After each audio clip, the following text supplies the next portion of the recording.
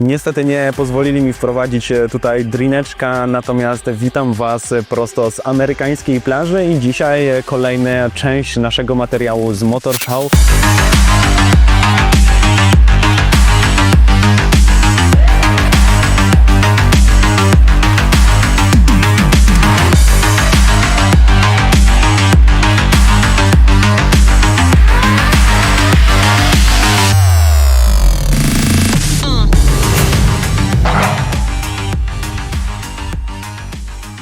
Palemki, piasek i deski pod nogami. Nie jesteśmy na plaży, ale amerykańskie auta, no to po amerykańsku muszą być również zaprezentowane. Korwety, Dodge, Ramy oraz Fordy, mnóstwo najróżniejszej tutaj amerykańskiej motoryzacji. To, co szczególnie przykuwa naszą uwagę, to korwetta E-Ray, która jest tak naprawdę hybrydową wersją korwety i najszybszą seryjną w historii, więc mam nadzieję, że zaraz uda nam się dotrzeć bliżej i trochę opowiedzieć o tym modelu, no bo jest to ciekawe, jeżeli chodzi o amerykańskie auta, zwłaszcza o korwetę, która zawsze była spalinowa, a teraz mamy do czynienia na szczęście jeszcze z hybrydą, a nie elektrykiem. Udało nam się dotrzeć do auta, zaraz widzimy je od środka, natomiast kilka słów o tym aucie, bo jest ono dosyć specyficzne, szczególne, bym może tak tego sformułowania użył. Tak jak Wam mówiłem, mamy tutaj hybrydę, natomiast na szczęście dalej z tyłu jest V8 i to konkretna, tak naprawdę z silnikiem elektrycznym wspomagającym nas głównie, jeżeli chodzi o napęd na przednie koła. Dzięki czemu to auto mamy napędzane na wszystkie koła, no i właśnie w tej hybrydzie to dalej tworzy naprawdę dobrą moc, 655 koni.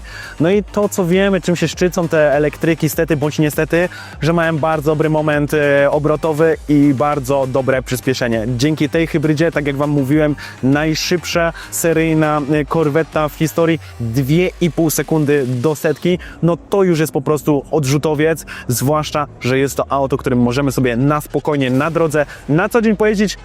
Czy na co dzień jest takie wygodne, zaraz zobaczymy, jak to wszystko prezentuje się w środku, więc chodźcie i wsiadamy.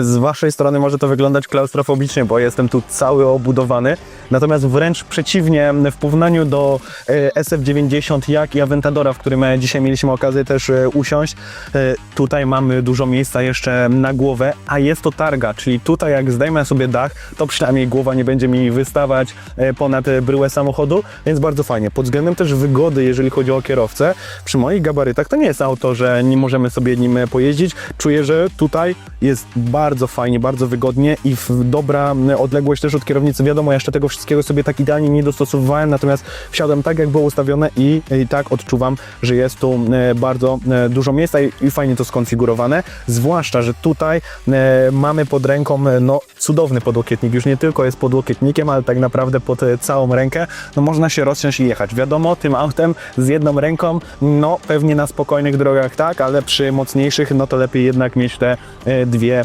ręce na kierownicy. Nie jest tu surowo, jest tu bardzo ładnie, oczywiście fotele są kubełkowe, jest tutaj po prostu pozycja za kierownicą, jakbyśmy mieli na torze zasuwać, no ale to jest tego pokroju auto. Tak jak Wam mówiłem, targa, dużo tutaj ładnej obitki, bardzo przyjemnej dotyku, to wszystko jest bardzo estetyczne i ładne. No i oczywiście no nie może zabraknąć karbonu, jak jest to auto sportowe, wszędzie mamy te również dodatki karbonowe. Bardzo ciekawie ścięta kierownica w ogóle, to jest też ważne, bądź no warto na to zwrócić uwagę po prostu, bo ona już jest prawie kwadratowa. To już jest powoli jak z formuły, czy z jakichś innych również sportowych wyścigów. A mimo to podgrzewane fotele, wentylowane fotele, podgrzewana kierownica, no przecież jak w aucie na co dzień.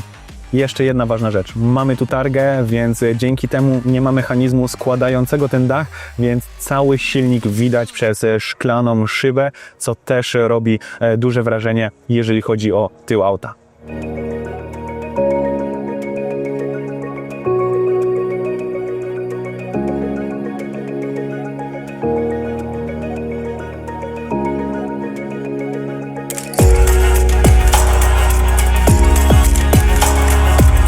Corvetta była gdzieś mniej więcej do pasa, tutaj auto zdecydowanie wyższe. No i mamy drugą część tak naprawdę świata amerykańskiego. Corvetty, Mustangi to jedno, drugie to duże Fordowe pick-upy czy też ramy. No i właśnie mamy tutaj Rama 1500 ST HO, jest to szczególna wersja. Mamy tutaj 3-litrowy brzędowy silnik, 540 koni, natomiast ten silnik jest bardzo nagradzany już od wielu lat wśród najlepszych silników. No i oczywiście przy takim ogromnym aucie, jeszcze w tej wersji 5-osobowej, tak naprawdę 4-osobowej, napęd 4x4, no i oczywiście paka, którą możemy też zamknąć sobie w taki sposób, no ale oczywiście ją załadować. To druga część tych amerykańskich aut, gdzie tutaj wielkość jednak ma to przede wszystkim znaczenie, natomiast ten silnik również jest trochę innym rozwiązaniem, on ma podwójne turbodoładowanie, a mimo to właśnie jest bliżej trzymania się tych norm emisyjnych, w związku z czym to auto może być również i u nas sprzedawane. W jaki sposób musieli sobie z tym poradzić, żeby takie auta dalej były również u nas w Europie.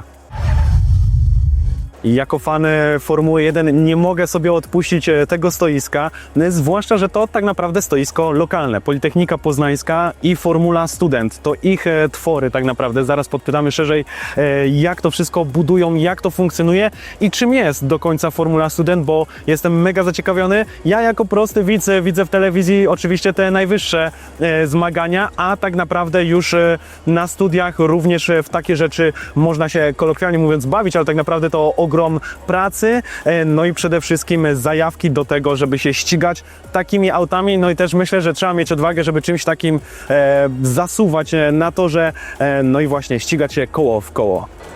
Stoimy tak naprawdę za bolidem PMX, która nazwa jeszcze mi za wiele nie mówi, ale mamy tutaj reprezentanta właśnie zespołu z Politechniki Poznańskiej. Jakbyś mógł nam trochę opowiedzieć, co tu się znajduje tak naprawdę i w czym to jeździ? Są to bolidy zbudowane przez nasz zespół pod Motorsport z Politechniki Poznańskiej. Są to bolidy do konkurowania w zawodach klasy Formuła Student. Okay. Są to zawody stworzone tak naprawdę na całym świecie, aby rozwijać studentów, przygotowywać ich do pracy później w motorsporcie czy w Formule 1. A na jakich torach jeździcie? Jeżeli to się dzieje międzynarodowo, to wy też na jakichś zagranicznych torach ścigacie się tymi bolidami? Tak, są zawody organizowane w Polsce, na torze w Słomczynie, ale zawody są organizowane tak naprawdę na całym świecie. W Europie jest około 10 zawodów. Różnie są czasami organizowane na jakichś placach testowych, ale czasami też jak na Węgrzech, na torze w Budapeszcie, na torze Formuły 1. I rozumiem, że to jest pełnoprawny wyścig. Ścigacie się koło w koło, czy to są czasówki, czy jak to wygląda? Niestety nie, są to czasówki tylko ze względu na jakieś potencjalne uszkodzenia przy ściganiu koło w koło. Ściganie koło w koło jest również dużo bardziej niebezpieczne. Oczywiście.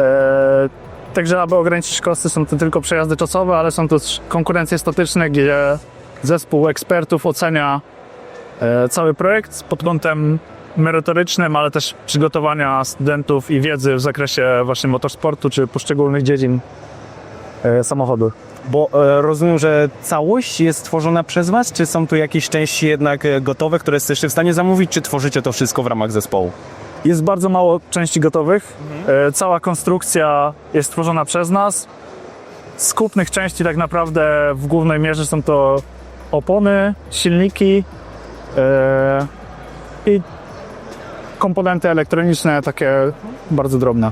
Bardzo duże skrzydło widzę w tych wszystkich bolidach. Czy one są też jakoś testowane aerodynamicznie? Nie są testowane, niestety nie mamy na to środków, ale duże skrzydła są spowodowane bardzo niskimi prędkościami stosunkowo. Bolidy są projektowane pod maksymalną prędkość 110-120 km na godzinę ze względu na bezpieczeństwo i przez to, że tory są właśnie w taki sposób robione, aby nie rozwijać większych prędkości. Ja rozumiem, że wy budujecie, to jak teraz wygląda sytuacja wybrania kierowcy, czy też kierowczyni, która wsiądzie w ten bolid i będzie właśnie dbać o wasz najlepszy wynik, najlepszy czas na torze? Na zawodach są 4 konkurencje dynamiczne, w których jeździmy, więc potrzeba 4 kierowców. Okay. Co ciekawe, w regulaminie jest zabronione, aby ci kierowcy posiadali licencję wyścigową, czyli muszą być to kierowcy amatorzy z zespołu, którzy również konstruują pojazdy. Okej.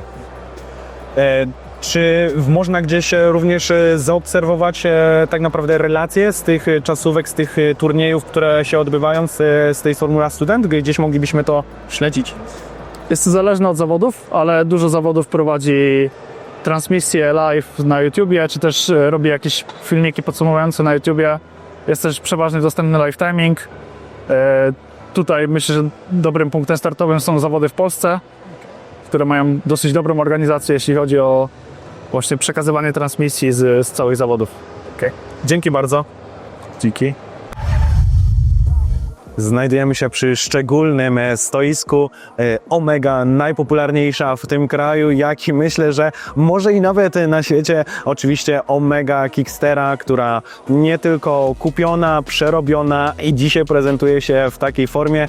Wiele różnych zawiłych historii, ale to pewnie znacie też z tych historii kicksterowych.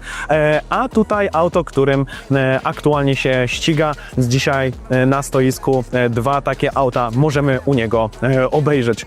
A kawałek dalej zostajemy w tematyce driftowej, motorsportowej, ale nie tylko. Ja wiem, powiedziałem driftowej, a tutaj RAM, natomiast stoisko Karoliny Pilarczyk i również auto driftowe, które zaraz będziecie mogli ujrzeć. I po lewej stronie znajduje się wcześniej wspomniana driftówka Karoliny Pilarczyk. Ten róż po prostu bardzo, bardzo intensywny. Zobaczcie, co już z samej maski się wyłania, a co dopiero gdybyśmy ją otworzyli i zajrzeli do środka. A w sumie może zapytajmy i zajrzyjmy faktycznie, co tam się znajduje. Co się będziemy bawić w półśrodki, udało się otworzyć machę. Zobaczcie, co tutaj się znajduje. 6,2 litra silnik, który podobno na hamowni wygenerował 1340 koni. Aktualnie skrojony do 900. No wiadomo, przy drifcie aż tych 1300 nie potrzebujemy. Oczywiście z kompresorem, silnik zakuty, no stricte samochód motorsportowy. Jak widzicie też, jak podparta maska, no bo to na torze musi być szybkie, do naprawy, do wymiany najważniejszych rzeczy i to ma po prostu latać bokiem.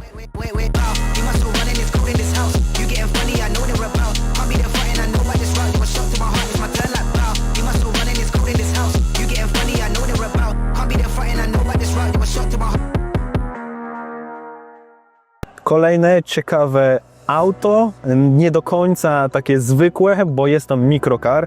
Auto, którym możemy się poruszać od 14 roku życia. Więc chciałbym Wam pokazać, jaki to jest fenomen pod względem tego, że wyobraźcie sobie, macie 14 lat i zasuwacie czymś takim na co dzień, czy to do sklepu, czy to po mieście, do szkoły, cokolwiek. Pełnoprawne tak naprawdę autko. Wiadomo, mniejszych rozmiarów, fotele nie są największe, no ale nie są też dostosowane do mnie, tylko powinny być do osoby gdzieś tam w tym przedziale 14-18, ale nie tylko, bo też z tego, co nam producent opowiadał, często korzystają też osoby, które nie mają na przykład prawo jazdy, a wystarczy proste prawo jazdy kategorii AM albo dawna karta motorowerowa, więc osoby starsze też z takiego rozwiązania korzystają. Zobaczcie, automacik, klimatyzacja, tak naprawdę dużo przestrzeni. Ja pomimo swoich gabarytów mam tutaj dużo miejsca, natomiast to ma pewne swoje uwarunkowania. 45 km na godzinę maksymalna prędkość. Wiadomo, może nie będziemy demonem prędkości, ale do poruszania się świetna sprawa. Konstrukcja może maksymalnie ważyć 425 kg, więc jest to bardzo leciutkie auto. To oczywiście czuć, czy to przy ruchu, czy też przy zamykaniu drzwi, ale wewnątrz naprawdę mógłbym czymś takim jeździć. Mnie pewnie ta prędkość by trochę irytowała, ale w wieku 14 lat takim autem mega chciałbym po prostu móc sobie śmigać. Jeszcze tutaj ala skórka, wygodne fotele. No po prostu bajka. Do 2016 roku można było kupić tak jak teraz, dwuosobowego na AM albo na B1 i był człowiek czteroosobowy. Okay. Ale weszły zmiany norm emisji spalin w Unii Europejskiej i ograniczyli silniki te benzynowe, które były wykorzystywane, te mocniejsze, bo nie spełniały norm emisji spalin. I na dwozie zostało. No i nadal to się dobrze sprzedaje, no bo tutaj mamy bardzo obszerny bagażnik krzyw tamtym. No tak. Kupując taki pojazd, jeśli powiedzmy stawiamy, że to jest i klient jest osoba tam powiedzmy ten 14-latek, no to pojazd ma fajny, no bo on dużo tutaj zapakuje, czy na zajęcia pozaelekcyjne. Mieliśmy klienta, który z tyłu woził jakiś instrument muzyczny. Nie było problemu, bo załadował sobie, wsiadał i jechał, nie? ale też dla osób starszych. Załóżmy teraz, że kupuje to osoba starsza, która ma kategorię T na pracy, albo kategorię A na motocykl, bądź gdzieś tam kategorię AN, tylko miała tą dawną kartę motorowerową, wymienia to na prawo jazdy AN i sobie tym kursuje. No to teraz taka osoba tutaj załaduje tyle zakupów, tyle tego nie jest się w stanie praktycznie załadować tak, żeby on kipiał ten samochód. No tak. A też mamy klientów, którzy od nas akurat z Koźmina jeżdżą na wakacje do Zakopanego, to spokojnie walizki normalnie coś się montuje, także wbrew pozorom no, można się tym wybrać na wycieczkę. Tak się prezentuje wersja coupé. Okazało się, że jestem ignorantem i tych wersji jest dużo więcej, tak naprawdę tak jak przy normalnych samochodach, więc tutaj mamy wersję coupé dwuosobową i oczywiście też z bagażnikiem, gdzie naprawdę ta przestrzeń bagażowa nie jest taka mała wcale, na zakupki tym pojedziemy, ale okazuje się, że jest ich więcej, bo jest tutaj wersja AXAMA również crossovera, no bo oczywiście crossovery, SUV-y coraz popularniejsze, więc i wersja crossovera, z tego co nam opowiedział handlowiec do 2016 to było na kategorię B1 i były 4-osobowe sprzedawane, a dzisiaj dostosowane na tą właśnie prawo jazdy kategorii AM i już jest jako dwuosobowe, przez co bagażnik w tym aucie naprawdę jest spory, jak na to, że tym autem no co najwyżej pojedziemy na zakupy, czy też na jakieś zajęcia właśnie pozalekcyjne, czy generalnie jakieś zajęcia dodatkowe, zapakować tam naprawdę dużo się da. Natomiast zapakować się da jeszcze więcej do innego samochodu i to jest auto dla Was jako młodych przedsiębiorców. Macie 14 lat, 15, 16, chcecie rozpocząć swój własny biznes, to jest auto, którym możecie pełnoprawnie poruszać się do 45 na godzinę. Do tego niezła paka, w której można zmieścić, przewieźć wiele rzeczy, ale z tego, co najpopularniejsze jest realizowane, to przerabianie na mobilne kawiarnie, mobilne bary, różne tego typu tak naprawdę biznesy, więc można już od najmłodszych lat z takim autem pewne biznesy tworzyć. Zobaczmy, jak wygląda w środku, ale też tą pakę, która, no właśnie, ma nawet nie tak małą powierzchnię. Wiadomo, nie jest to duży bus, ale przypominam, 14 lat i wozić komuś tym cegły czy jakiekolwiek inne produkty i już możemy kręcić po prostu pieniądz. Odwzorowanie busa jest naprawdę na dobrym poziomie, bo zwróćcie uwagę, ja już siedzę dużo wyżej. Ta kierownica bardziej poziomo niż pionowo zamontowana. No brakuje mi jeszcze takiej korbki, żebym mógł sobie tutaj normalnie wykręcać, no ale wiadomo, to jest małe auto, więc aż takich dużych problemów z wykręcaniem nie będzie problemu. Mamy też właśnie w tym miejscu skrzynię biegów, a nie nigdzie na dole. I zwróćcie uwagę, radio, ale nie tylko, ekran również tutaj bardziej mikroskopijny, natomiast w tych poprzednich modelach był pełnoprawny, duży ekran, którym pewnie możemy też sobie korzystać do najróżniejszych aplikacji, ustawień. No, w sumie nie wiem, ale warto podpytać. No ale domyślam się, że CarPlaya tutaj może nie ma, ale wiadomo, do sterowania dotykowo tutaj ta przestrzeń jest. Mamy pojemniki, wiadomo, to wszystko jest wykonane z twardego plastiku, no ale kurczę, jakbym miał 14 lat i miał tyle kasy, żeby wyłożyć się, bo zaczynałem się chyba te busy około 70 kilku tysięcy, te najtańsze po 30-40 tysięcy już mikrokary można kupić. Mega chciałbym czymś takim jeździć, na pewno życie byłoby wygodniejsze. Wiadomo, nie każdemu jest dane posiadać w młodym wieku taki budżet, ale na pewno jest to coś ciekawego na rynku motoryzacyjnym. Słuchajcie, no jest tu dosyć dużo przestrzeni, będzie teraz pewnie trochę echo, natomiast ja się tutaj mieszczę, no i przede wszystkim tu jest dużo tej przestrzeni, którą moglibyśmy zapakować. Wiadomo, te nadkola trochę będą nas ograniczać, ale od tej tak naprawdę wysokości możemy to pod samą pakę, pod sam dach ładować. Do tego mamy również mocowania, dzięki czemu jakieś pasy również tutaj mogą znaleźć swoje zastosowanie, ale to jest jeszcze lepiej przemyślane, ponieważ ta paka jest przemyślana w taki sposób, żeby można było ją customować. Tu mamy tak naprawdę pewne poszerzenie, czy też no właśnie pewną formę i ona nie jest bez powodu taki kształt ma, ponieważ ona jest tutaj bardzo łatwa do wycięcia i są gotowe platformy, dodatki, poszerzenia, które możemy wykorzystywać do tych właśnie wcześniej wspomnianych kawiarni mobilnych, czy też różnych innych tego typu biznesów i przedsiębiorstw. Mamy też stoisko Daci, trochę mniejsze, ale ma nam eksponować na samym froncie tak naprawdę główny model, który dzisiaj jest tutaj pokazywany, Dacia Bigster, ale oczywiście na wstępie widzieliśmy też Dacia Duster, najbardziej popularny model aktualnie od tego producenta, a my zmierzamy do Dacia Spring. Ciekawe auto, ponieważ jest to najtańszy elektryk, który już od chyba 76 tysięcy zaczyna się w cenniku, mniej więcej tak to się prezentuje. Małe autko, ale może właśnie to jest odpowiedź na te miejskie auta. Dużo ludzi sprowadza jakieś Jingpengi, które są mikrokarami elektrycznymi, a może można mieć pełnoprawny samochód elektryczny od Daci. Zobaczmy, co się znajduje w środku, jak on wygląda. Sam jestem bardzo ciekaw. Jest i on Spring, chyba 210-230 km mniej więcej zasięgu, czyli stricte miejskie autko. Tak jak mówiłem, zaczyna się mniej więcej 76 tysięcy. No oczywiście, za tą cenę jest tu plastikowo, ale też myślę, że jest tu trochę rzeczy takich, które nam ułatwią to codzienne życie i nie ma tu takich rzeczy, no nie jest to puste auto, nie jest to surowe, oczywiście klima, no to ciężko, żeby w dzisiejszych czasach tej klimy nie było, ale to co ciekawe, automat, no ciekawe, choć też oczywiste, no bo mamy tutaj elektryka, no ale jak sobie spojrzymy na to, że jednak ta skrzynia jest automatyczna, wiadomo, ze względu na elektryka, to za tą cenę mieć takie auto, którym możemy sobie spokojnie po mieście jeździć, przestrzeni jest dużo. Fotele są z takiej ala skóry, więc są miękkie, wygodne. I jest tu nawet dużo miejsca pod względem tego, żebym ja mógł też tym autem jeździć. Oczywiście to pewnie powoduje, że z tyłu za mną mało kto wsiądzie, ale w takim razie jest to auto miejskie dla każdego. No tutaj nie mamy tej podpórki na nogę, więc to będzie trochę irytujące, ale mamy tutaj tablet, najróżniejsze funkcje, wielofunkcyjną kierownicę. Więc może jest to też warte uwagi pod względem takich z aut elektrycznych, jeżeli zależy nam na skorzystaniu przede wszystkim no, z tych benefitów, które miasta dają, jakieś buspasy, darmowe parkingi, no bo wiadomo, to auto w tym celu pewnie głównie kupujemy, a jeszcze przecież są te dopłaty wszelkie na auta elektryczne, więc może tu jeszcze da się obniżyć tą cenę.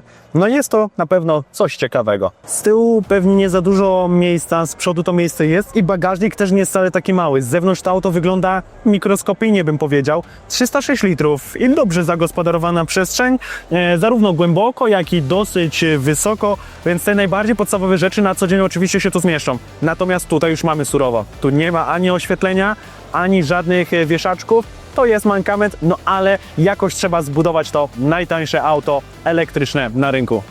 I jeszcze co do wysokości i wielkości tego auta, no faktycznie ono trochę do mikrokara nawiązuje. Zobaczcie tą wysokość, też generalnie bryłę, na jakich ona małych kołach jest. No ale właśnie, ma być to miejskie auto, ma być łatwe w wciskaniu się w miejsca parkingowe, czy też w ten tłok miejski, więc myślę, że akurat w tym przypadku no jest to po prostu na plus, tego wymagamy od auta miejskiego. Postanowiliśmy zapytać u źródła, czym różni się Dacia Bigster od Dustera, co tutaj mamy tak naprawdę, co kryje się pod tą nazwą. Jakbyś mógł nam trochę szerzej opowiedzieć o tym egzemplarzu. Jasne, jest to nowy flagowy model Daci, pełnoprawny segment CS-ów. Auto jest o 25 cm większe niż Dacia Duster. Tej przestrzeni widzimy głównie więcej w drugim rzędzie siedzeń i w bagażniku, który jest przepotężny. Auto pierwszy raz, w sumie marka Dacia jest pierwszy raz w segmencie CS-ów, ale od razu jest największa w segmencie, najdłuższa. Jest tutaj też sporo nowego wyposażenia, którego w Daci dotychczas nie było. Po raz pierwszy mamy elektrycznie sterowany, otwierany panoramiczny dach, mamy elektrycznie sterowaną klapę bagażnika, dwustrefową automatyczną klimatyzację, dotychczas była to klimatyzacja jednostrefowa. Jest cały szereg systemów asystujących kierowcę, włącznie z nowym tempomatem, który jest adaptacyjny.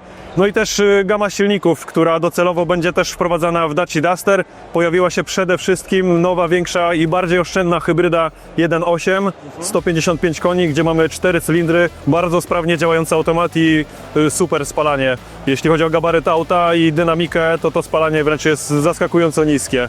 Także jest to auto ciekawe. W kilku wersjach do wyboru, jeśli chodzi o wyposażenie. Dwie topowe wersje tak naprawdę różnią się odbiorcą i wyglądem. Tu mamy akurat dwa egzemplarze w wersji Extreme, jest jeszcze wersja, powiedziałbym, bardziej elegancka, którą też możemy pokazać, jeżeli przyjdziecie Państwo do nas do salonu, to zapraszamy.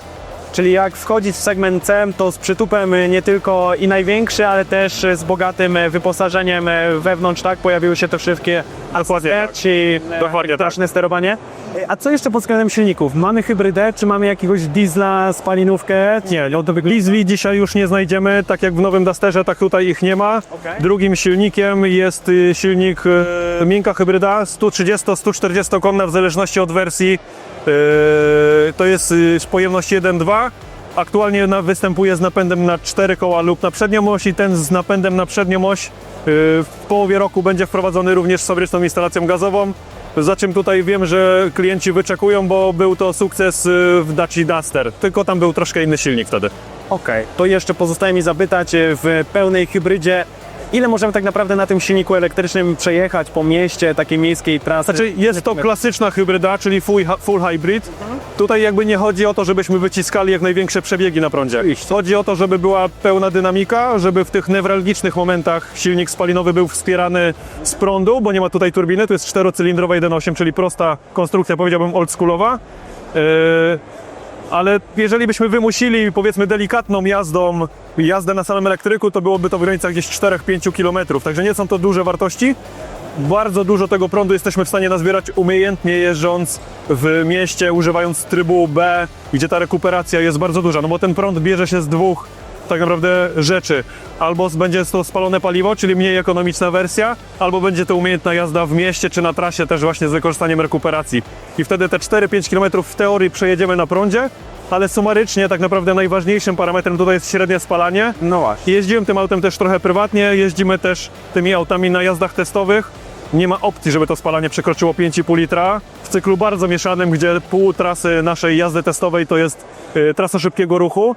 I jeżeli jeździmy w mieście, to bez naprawdę napinania się w mieście zrobimy wynik z czwórką z przodu spokojnie. I to jest wynik, pomimo tego, że auto jest większe, mocniejsze, z większym silnikiem, o dobre 1,5 litra lepszy niż w Dacia Duster hybrydowej, nie? Także kolejny krok naprzód. Okej, te słowa motywują mnie do tego, żeby przetestować auto, bo czwórka z przodu przy spalaniu faktycznie Tak. Budzi wrażenie, jeżeli szukamy auta ekonomicznego. I jeśli mówimy o też wartościach liczbowych, no to cena tutaj też jest na pewno na plus. Zaczynamy od 100 000, z tym, że wiadomo, że raczej każdy będzie chciał coś do tego auta dobrać, jakby segment tego wymaga, nie? Na dzisiaj głównie sprzedają się wersje hybrydowe, głównie dobrze wyposażone.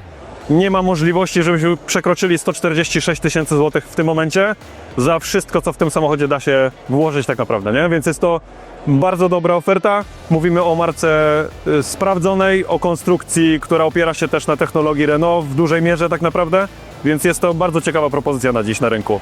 No okej, dziękuję bardzo w takim razie. Dzięki wielkie. Pozostaje nam jeszcze przetestować to auto w jeździe testowej i postaramy się, żeby do tego doszło i trochę szerzej też naszym widzom pokazać to auto. Dziękuję bardzo. Dzięki wielkie. Do powiedzenia. Dziękuję.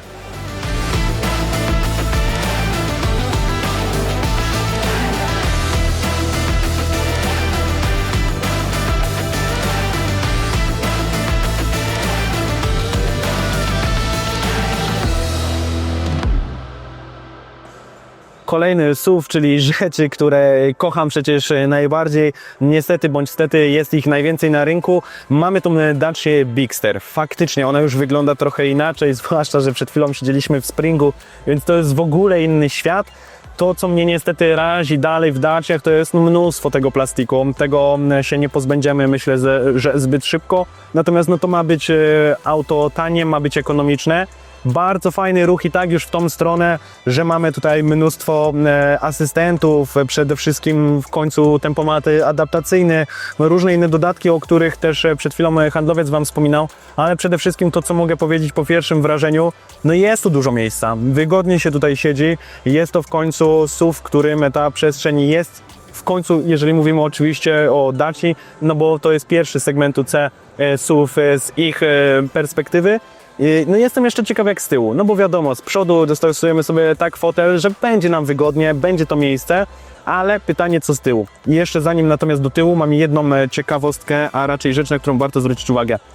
Widzieliście Hyundai Santa Fe, różne inne, Ionika, często tamta marka wykorzystuje tą przestrzeń, która znajduje się tutaj i są w tym po prostu świetni. Ta skrzynia automatyczna jest gdzieś tu przy kierownicy i tu mamy mnóstwo miejsca.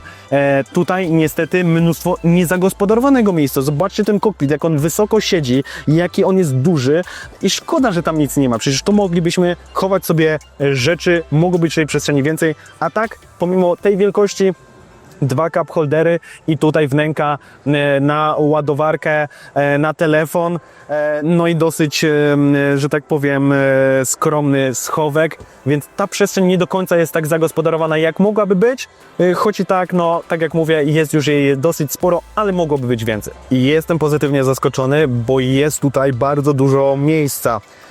mogę się po prostu najwygodniej rozsiąść, mam miejsce na kolana, pod fotelami bardzo duża przestrzeń, nic mnie nie ciśnie, więc to jest duży plus i faktycznie ta przestrzeń, o której mówiono, tutaj jest. Ale jest jedna rzecz, która mi się nie do końca podoba. Niedługo pojawi się materiał z auta, które nie szczędzi na pasażerach, a tutaj trochę mamy z tym do czynienia. Z przodu nie było plastików w podłokietnikach. Tutaj dla pasażerów niestety tu jest już surowy plastik. Nie mamy znaleźć żadnego materiału, więc ten pasażer jest trochę inaczej traktowany. Muszę się trochę do tego doczepiać, bo nie jestem fanem po prostu tej ilości plastiku, ale musimy na to nałożyć pewną kalkę przez perspektywę auta ekonomicznego. Natomiast pod względem foteli pytanie jak na dłuższej trasie, natomiast na razie tu jest mięciutko i wygodnie. To jest na pewno duży plus.